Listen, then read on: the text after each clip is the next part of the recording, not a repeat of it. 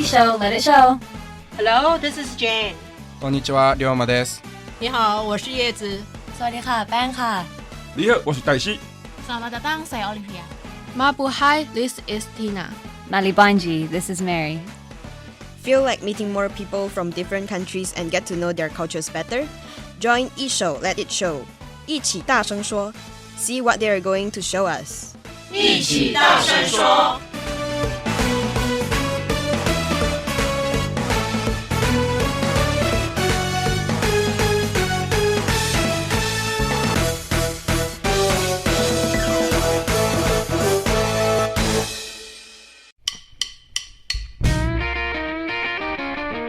一起大声说。一手 Let it show.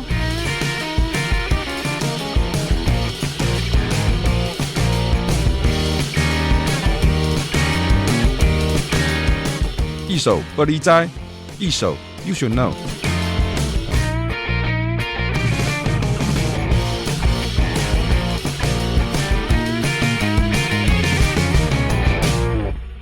一起大声说 I-SHOU, Let it show. Today's program is produced by I-SHOU University Office of International and Cross-Strait Affairs. Let it show is broadcasting every week with the aim of letting the listener know and cultivate their curiosity regarding to diverse topics, studying and life in Taiwan, cultural exploration, and so on. Well, I'm your today host. This is Joey from International Tourism and Hospitality Management of I-SHOU University.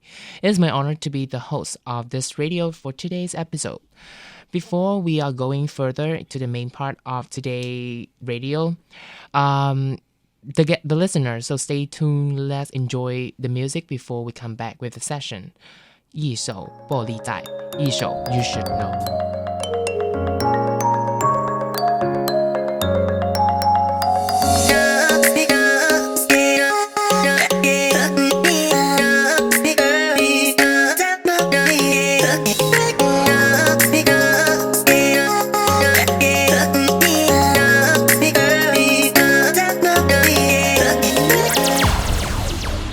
Good day, guys. Welcome back to Let It Show. I'm your host, Joey. Well, as usual, in the previous episode, we have flown through different countries like America, Taiwan, Vietnam, and Philippines, and so on. Today, I want you, like the listener, to hop on and travel to one country that takes around like 7 hours and 45 minutes from Taiwan to get to the place, where all the travelers all around the world hope one day they are able to be there. Where's that? So let's have a guest review. Hello guys, Hadila's here. Hi, Sadil. And can you introduce yourself a bit to the listener of Let It Show? Sure. I'm a 22-year-old Palestinian student studying International Communication Production Program at I-SHOU University. Okay. So can you tell, like, where do you come from?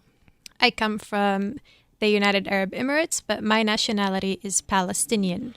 Wow. So can you tell me some uniqueness of Palestine or your cultures, like tourist attraction, languages, like clothing, or Sure. whatever? Yeah. Now, in the spirit of Christmas, we're going to talk about something a little bit Christian-y. Palestine is the Holy Land, so it holds a lot of significance to religions, specifically the three holy religions, Christianity, Judaism, and Islam. Although its religions are diverse, the people themselves are rooted to the place itself, so their attire is inspired by local flora. Now, you see a lot of reds and greens, and they're also the color of the flag itself too. Okay. How about, like, your mother tongue? My mother tongue is Arabic. Now, the Middle East, where Palestine and the United Arab Emirates are located at, they all speak Arabic. It's the mother tongue. But they also speak different languages based on their geographical, political climate. For example, in the Khalij area, they speak English as well. But in areas like Syria and Lebanon, they also speak French at schools. They teach them French, as well as in, for example, Morocco or Tunisia. Oh, that's beautiful. And how about, like, the clothing? The clothing is really diverse. Uh-huh. But as So the more that you go near desert areas, the more that you find people tend to wear headdresses as well. So for example, in the United Arab Emirates, Bedouin people, they wear headdresses to cover their heads from the sun. And this also, you find it here in Taiwan with farmers as well. You find them wearing headdresses that reach their shoulders just because they need to wear this to protect them from the sun. But in the United Arab Emirates, they also wear like a face. They cover their face, but this is to protect them from the sand because the sandstorms are really rough. And so this is to protect their faces as well. Yeah, that's reasonable. And like, how about like occasionally, like special occasion, what will people wear? For example, in the United Arab Emirates, the men wear long dresses. They call them thobe. They're white, but they're not really light. And it depends on the season. If it's summer, then it's light. But if it's the winter, it's really heavy, and so it warms them up. Okay. The women also wear a thobe, which is a dress, but it's colorful. The colors are mainly inspired by their surroundings, and this is something unique that you find in each culture. In the United Arab Emirates, the women wear dresses that are maybe beige, sometimes brown, sometimes black, but they're always intricately designed with floral designs. So you find that the florals contrast with the color of the dress itself. Okay, that's really like freshy, right? Well, as you talked to me earlier, you were born and raised in UAE. Can you share something about this place? Like also the culture or something? Is there any difference between these two, like your nationality and also the place that you was born and raised? Mainly the cultures are really similar. And I see this a lot as well with international cultures. The people are reserved. They're not that outgoing. They're a bit more, how should I say this? It's okay, just go on. They're really pretty similar to each other in terms of like the culture, the place that they come from, because they're all Arab, and so they share a lot of similarities with, for example, the mother tongue, as well as their personalities. They behave themselves a lot. The religion is also pretty similar, so it's Islam. So they take a lot of how their characteristics, how they present themselves from that. It's influenced by that as well. Okay. So have you ever visited your hometown? Like, well, because like personally, I believe that people cannot root out themselves from their hometown. I mean, like from where they was born and from their nationality. So have you ever been to like Palestine before? I've never been there, unfortunately, because initially my father's family had to immigrate to Syria during the 1948 Palestinian-Israeli conflict. So unfortunately, we've never been there before. Neither has my dad.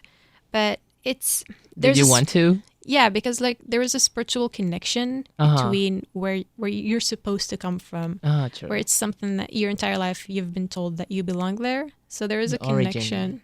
Yeah, and I like long to go there, to find that that's the place that I belong to. Oh, okay. But please do not travel like right now because it's going messy with like the coronavirus stuff. So please, people, the listeners, stay still, stay safe and stay home and wear masks. That's true. Well, next to the next question, can you share something like signature, like the signature in UAE? Sure. Now, the most famous, which obviously everybody knows about, is Burj Khalifa. It's the tallest building in the world. It was designed in a stock shape to withstand the sand wind. Again, the sand wind is really tough. Also, we have the Dubai frame. It's a unique landmark that is described as the biggest picture frame on the planet. When you stand in a specific point and you look through it, you find that it's an actual frame. It's made of bronze and steel, but it's really unique because it's huge. It's like as tall as a building. Wow. So. But I've heard that like the building, the Burj Khalifa, right? The Burj Khalifa is design based on the local desert flower. It certainly looks like a spider of lily or something like that. I did a little research about that on the internet. True. It certainly looks like the stalk itself, but the flower petals, maybe the design is reversed, so it's in a vertical reversed. But it mainly stands in a way that makes it rooted, like at the base. so that no matter how tough the wind gets, the building itself stays in its place. It doesn't sway. So is that your national like flower, like spider lily? I'm not sure. Okay, because like I think so. Mainly the reason that they built up like the towers because of like in that shape because just for the specific like external condition instead of like it symbolize anything of your country. Yes. Okay, I think gotcha. So. Yeah. And one of the most popular sport in Dubai is camel racing, isn't it? Yes. So can you share something about that? Sure. You find when you walk on really long roads, like specifically sand roads, you will find that there are racetracks right next to you. Sometimes you'll just be strolling down the road with your car and you will find camels just like running. Wow. I've never seen camel before in my life. They're really tall. And so Okay, I really want to ride that one. you'll find that there are people who ride these camels, obviously, to like win the race. Mm-hmm. But in recent years, they have deployed robots instead of people, specifically kids, so that, you know, the robots can take their place instead of kids. Okay, that's a good thing. Mm-hmm. Well, moving to the fourth question. Mm-hmm. Are you ready? Yes. Well, people say that Dubai has a wealthy economy. Is that true? True. Very true. Yeah. So if so, why is it? Now, it does have a wealthy economy, and because the economy itself leans heavily on tourism. Now, before, they used to lean heavily on oil to benefit from that, because it's an oil-rich area, as you know, most Gulf areas are known for. Mm-hmm. But in recent years, since oil depletes quickly, Dubai has leaned heavily on tourism instead. Oh yeah, to that's achieve. true. It's very nowadays. It's kind of tourism to that place is kind of the most luxurious place ever. Exactly. If you go Like- there, then it's like one in a lifetime. It's like I've heard opportunity. there's like for tourism like wise there's like a palm tree islands. True. Right? Isn't Yes. it? It's really beautiful to be Yeah, honest. they have actually made two of them. One is Splendid. slightly smaller than the other one. But to go there, there's also like a really famous hotel not branch. It's like an hotel in itself. like local hotel.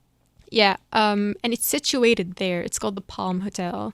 It's really big and it has its own aquarium in it. So you would be walking down the halls of the hotel, and you would find like a wall-length aquarium with fish inside just staring at you, and you just go up to them.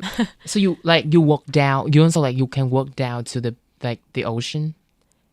Is that the concept? It depends on like the kind of hotel you're in, because there is a hotel where you actually live underwater.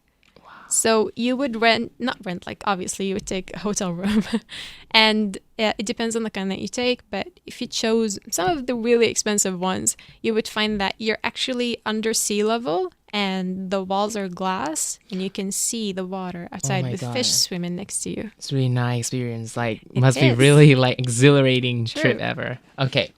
So the last thing for this interview, for this first interview, tell me something about your childhood. Oh no, sorry. There's one thing.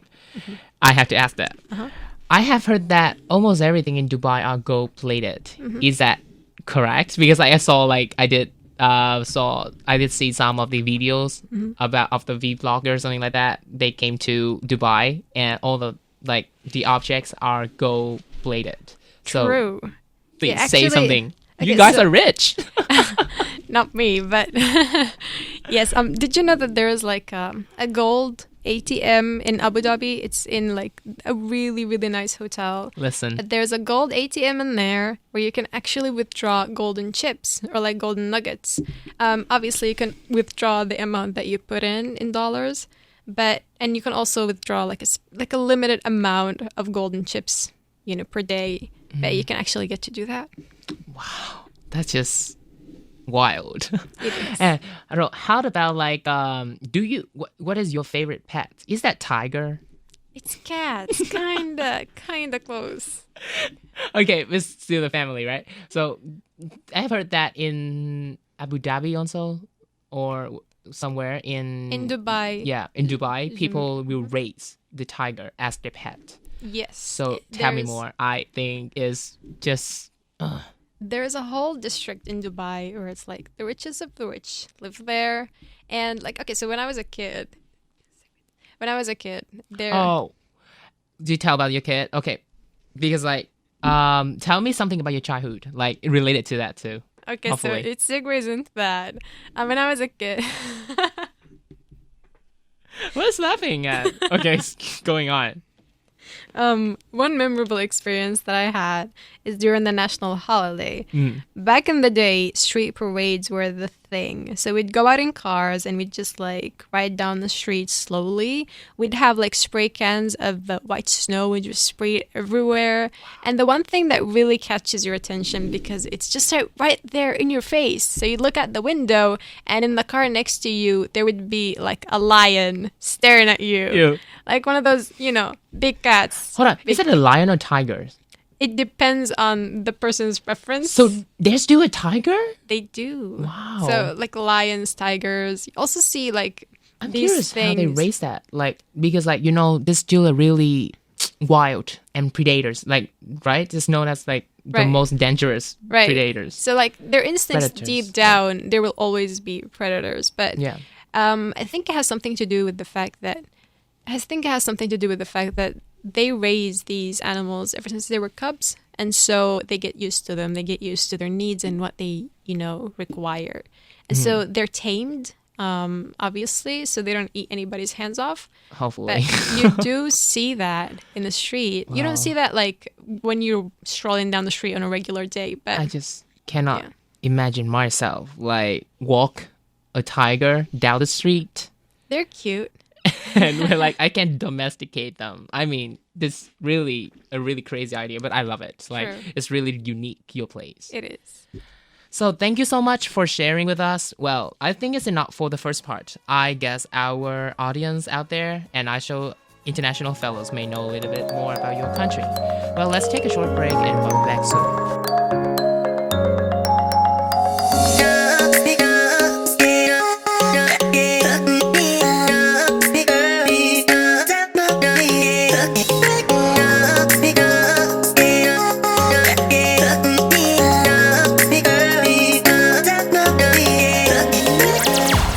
Welcome back to 一起大声说, 一首 Let It Show. Well, this is your host, Joey. In the second part, I would like to dig deeper to the differences in terms of like culture between Taiwanese culture, or I can say Asian cultures, and UAEs. I believe that there's could be some interesting facts revealed after this conversation. Okay, well, thank you again, the listener, to stay with us and enjoy the show. Well, let's start with the first question. Why did you decide to come to Taiwan for studying abroad and instead of like Western countries like Americas, like European countries? Because, well, for starters, Taiwan is much, much, much cheaper than America or any of the European countries or the Precisely. UAE itself. So it was like it was an opportunity, to get out of, something that you were in to something that you will find yourself within, Like brand new, the whole brand new things. Right? Exactly. It's like an opportunity for you to start something for yourself that you're able to wow. do. And so when I looked up the countries that I wanted to visit, Taiwan was first on the list because I genuinely loved how kind the people are. They're really nice and they're They really are. helpful. And something else is, the food, the place itself. I love how, urban cities, integrate with nature. I love that scene you find so often when you're walking down the street and you find that a shrine just pops out of a mountain of True. trees. It's so nice and the colors are just so photographic, like something that you just want to take a picture of and just like live within Splendid. that moment. So, what are the differences and similarities in Taiwanese cultures and UAEs, like where you come from? Definitely the people, like how they present themselves, they're really similar. They're conservative and they're really like, there's a sense Really? of, They're conservative, you think so? yes. Wow. Now, like, it depends with the UAE, with like who you're talking about. For example, younger people are more lavish. They want to show off because they're young.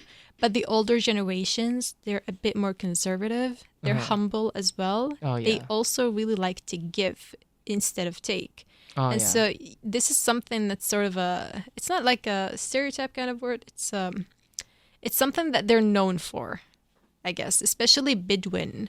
They're givers more than they're takers. So if you want to spend the night it's like there, their personalities already. yes. So if you That's spend the beautiful. night there, they would give you like, a whole week to stay with them. They will feed you their food. They will give you from their clothes. Yeah. That's beautiful. Mm-hmm. And how about the differences? Like, have you ever like suffered from any cultural shock before, like since you came to Taiwan? Definitely. There is a cultural shock, but it's not specific to Taiwan itself. But here's the thing. For example, gender separation, I would say. I'm not even sure if gender that's the right disparity. word to say that. It's sort of like... It's totally fine. Share. So in the UAE, for example, you would find that men usually are separated from women. Or like boys and girls don't hang out with each other as much. And so when I came here to Taiwan, you'd find that this is something that's totally normal for the people themselves. Ever since they're kids, they're mingled with each other. So they hang out with each other all the time. They're used to each they mess other well with each in a other. way that's friendly and familial, I would say. Okay. So like you mean like back to your hometown, people will not like they're more separate in terms of the gender. Yes, for example, when they would go to visit each other, men would sit on their own and women would sit on their own. That sort of thing. Is that because of the religious belief or anything? It's more cultural, actually. Like it's specific to the place that they come from. Yeah. Because Actually, like in different parts of the Middle East, you don't find that. you recall me one thing back to my hometown in Vietnam. When I was a kid, my parents, not my parents, like adults, usually like told me that do not hold hands with like the girls or else you're gonna get pregnant. I just like, well, that's silly. I mean, like at that, but I believe at that time, to be honest. I don't know, but it's like, it's just like a little bit like flashback to me to my childhood. Well, okay. So anything else about the differences that you found? Obviously, the food itself is a bit different. We don't usually eat ducks a lot. You would find that people eat it, but we don't eat it a lot.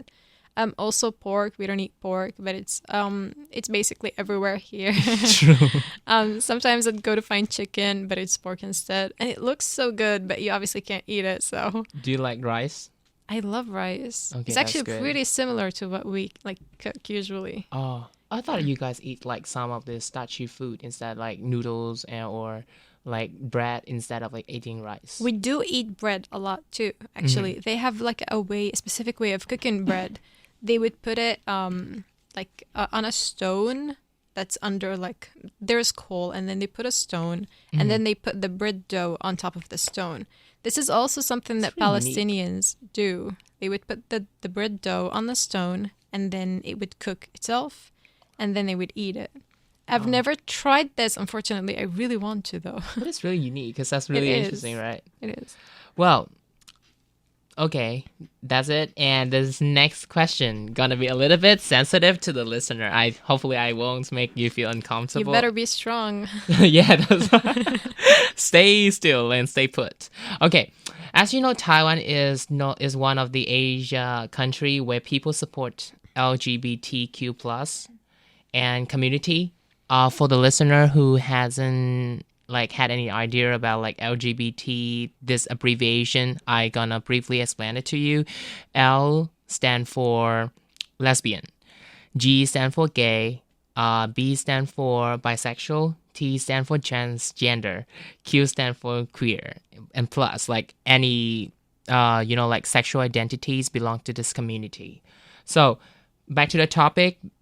Particularly same-sex marriage is officially legal on 24th May 2019 in Taiwan. On the other hand, according to some news that I searched on the internet, the Middle East is known as the homophobic nation, isn't it? True. And if so, where does it come from? And what do you think about that, like as the young? I think mainly it's because it's a patriarchal society, and so it has a lot of the stigma of men being men, of manning up, and of women, fitting into that stereotypical feminine way of, cooking for their husband and marrying young and all of that stuff. It's just like stereotype. I mean, like not stereotype. It's just like their really conventional perception about like towards the genders, right? Yeah, to a fault, actually, like very traditional in a way. And so you find that a lot of like the homophobia stems from that. It doesn't stem from like religion, but it also has something to do with politics. So because it's a patriarchal society, if a man loves a man, it's something that's like, it makes him less of a man to them because he has to uphold certain qualities to become a man. He has to find a wife and he has to make a house. But if he doesn't do that, then he's not man enough. And in a patriarchal society, that just doesn't sit well with them. So it's very traditional, very a cultural thing, more of a religious thing. Yeah. Because you find this as well within Christian communities and within Jewish communities. And so, yeah. So, like, cut to the chase. Like, the bottom line, do you, like, what do you think about that? You support that as a young? Well, being like a more of a really, really, really spiritual person. And so I find that, the human spirit longs to connect with someone else or like a specific something. So when someone connects with someone on a spiritual level, then just go for it, That's true. Like, love is love. Don't hold back. Love is love. And so, yeah. Well, I really enjoy the way that you said, like, your mindset about this, because I believe that when you are living in the society or you live in your community, whose people like believe in something, like, so it's formulate and your habits and your values about towards anything. And like, I mean, that also like the meaning of the cultures thing, like it will forms and you got that it is derived from where you come from and also like your external environment. So what does affect the young to believe and to support the LGBT? Something to give to the young is to give them enough space to formulate their own thoughts about things, to experience something and then judge it based on what they think is best. Now, some of the influences that the young nowadays in the Middle East have is a band called, it roughly translates to a one-night project, Mashra Leila. This band has, the main lead singer is Palestinian. They originally come from Lebanon, but he's queer, and they sing a lot of songs that encourage the younger generation to speak up for themselves and to think for themselves, which is, I think, really important because it gives the younger generation a chance to find themselves, to find their own place in the world, instead of just following in the footsteps of someone else or what, the older generations think about specific things. Because again, topics like LGBT are really, really culturally rooted.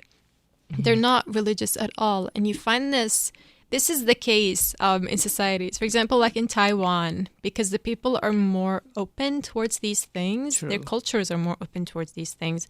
So you find that they're more welcoming of people who are queer, as opposed to cultures like, again, some cultures in the Middle East where their cultures themselves are not as open. They prefer it to be, in a specific... they prefer the family to have a specific dynamic. And so that's what they push for always. Okay. So can the young walk down the street hand in hand like two men, like the queer? I mean, can they walk down the street right now? Or people just like, they have to like hide themselves and conceal their sexual identity? This is funny because in Syria, for example, which is a Middle Eastern country, you find men walking down the streets hand in hand, but they're not lovers, they're friends. But affection is welcome in these societies. For example, in the UAE, the way that they greet each other, the men, they touch noses.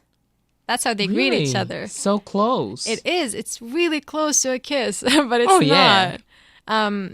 But anything beyond that, anything beyond friendly affection is not welcome. As for women, again, because, affection for women with each other is welcome. It's actually encouraged because it's a feminine thing. You find that, a lot of girls would walk down the streets hand in hand. But if they exhibit anything that's beyond friendship, as love, then it's wrong. It's prohibited, and people will fight them for it. You told is prohibited. So is that illegally prohibited? Yeah. So will you be fined? No. If you are caught by the police? It depends on which country you're talking about. Now, I've heard that there are countries, it's not a Middle Eastern country, but it's a severe punishment for it. But for example, in the UAE, the punishment for it, they have a lot of leeway in their rules. Mm-hmm. For example, they require the judge to find proof that two men actually are together, which has something to do with examining their body, which is something that is tough to even find. And so they have a lot of leeway in giving the other person their own, personal freedom in exploring themselves. Mm-hmm. But if you actually exhibit anything in the public, then the country itself will have something against that. They will promote it. Oh my God. They will tell people to not promote this sort of behavior. For example, a few years ago, 3 drag queens from America, they came to the United Arab Emirates to, hold a concert there. But when they actually came in through the airport, they looked at their pictures and the way that they looked, and they're like, you're a man in your passport, but you're dressed as a woman in front of me right now. The security at the airport, they told them that. And so these 3 guys, they were like, yeah, we're drag queens. We're here to hold a concert. And then the airport told them, you cannot dress like that and walk in here like that. You have to dress more formally. You have to dress more appropriately, because there are children around you. There are people who are more conservative around you. Wow. You cannot exhibit these things publicly. Okay. And so they told them, you can go hold your own concert, dress that way, but you cannot walk down the streets like that. I don't really support that ideas, to be honest. Yeah, it's really crazy to me. People just do whatever they like. They can in a really proper way. True. And they can show them their truly identity. True. So yeah. So I don't want to make it so sensitive or to make it so extreme right now. I'm gonna change the topic a little bit. Did you hear something? Jingle bells? Oh, they're ringing.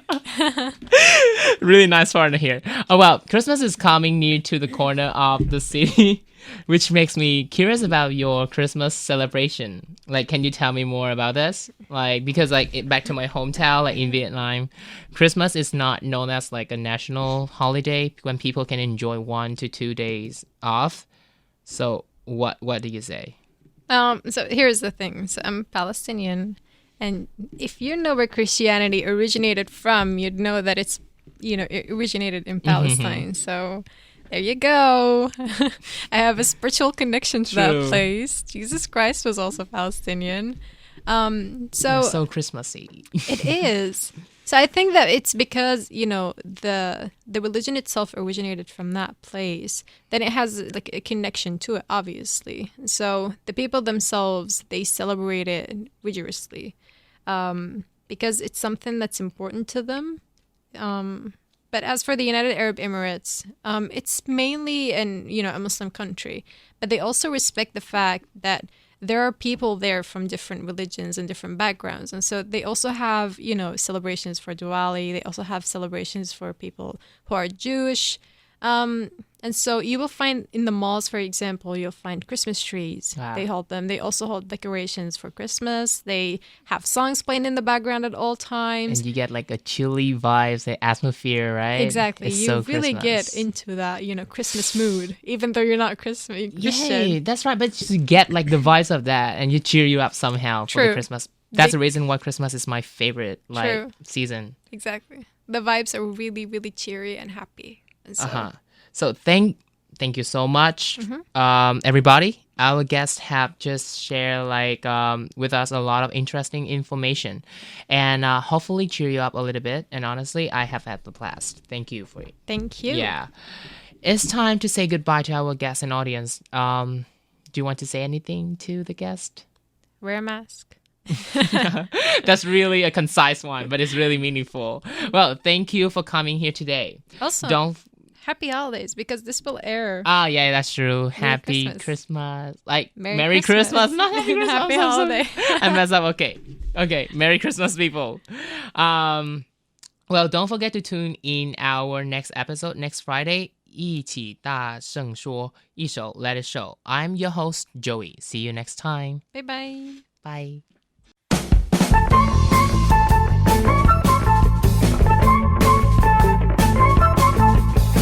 一手小百科 ，I-SHOUpedia。Welcome back to 一手小百科 I-SHOUpedia. Shahwalkum. Shalomkum.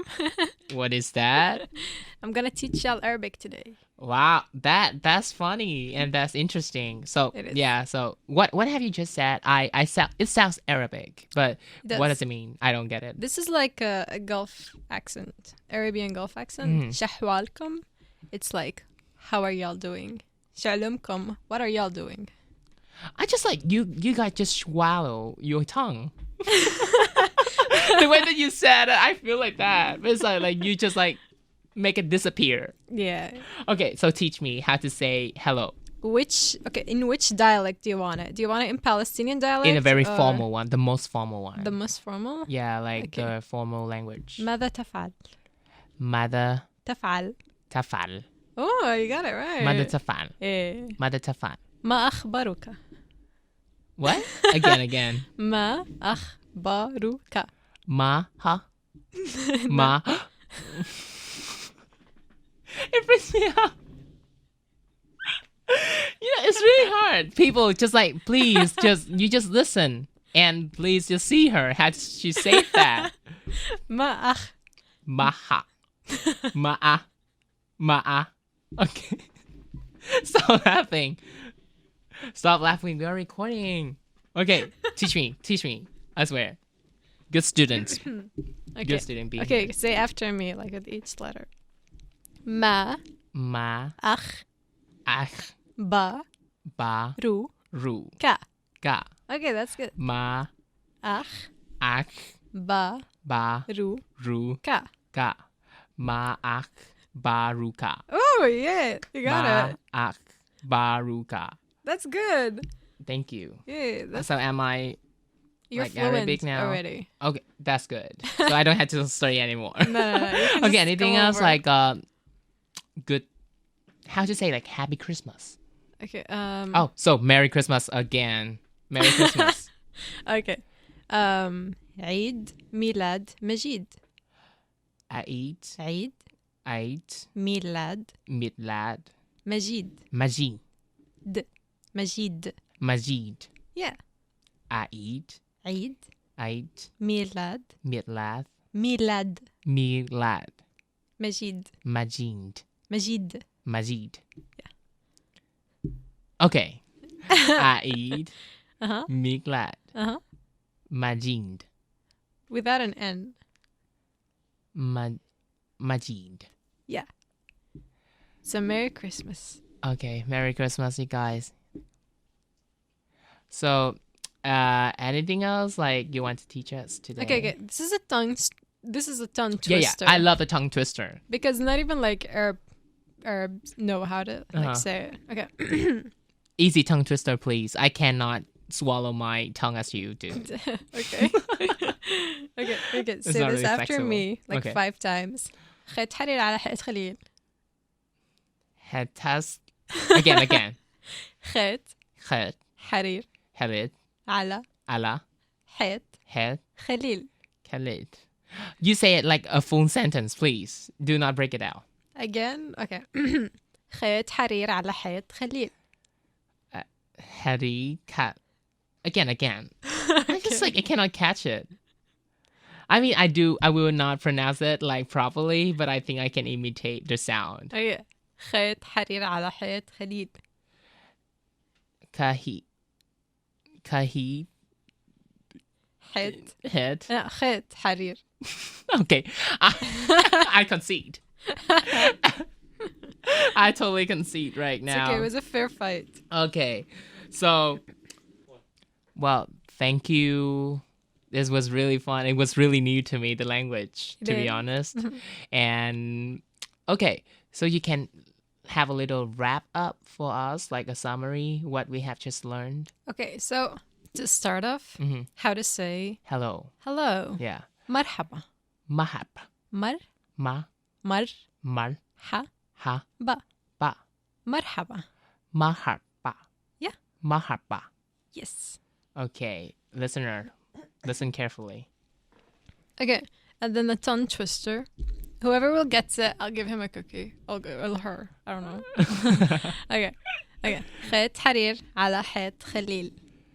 I don't want. You know what? I do not eat cookies, so probably I'm gonna pass it to like the lucky guy or girl. I don't know. Okay.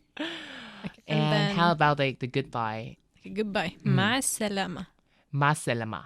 Oh, this is an easy one. Ma selama. مع Ma el السلامة. selama. Ma el selama. Ma el selama. مع السلامة. Ma salamas. Right? Ma salamas. Why are you laughing? It's just like the way that I learned the language. Your language just was really. I know. It's just like, so I think that I should be fluent in that word and then we can say that together. Oh, yeah, in sync. Okay. Okay. Again. مع Ma el sa السلامة. la ma مع ma el السلامة. salama Not سلامة. سلامة. salama سلامة. salama ma el salama Yeah. ma el salama سلامة. salama ma el سلامة. salama salama. Okay, Okay, let's okay, so just do the practice here. Okay. 1, 2, 3. Ma el salama. Again. 1, 2, 3. Ma el salama.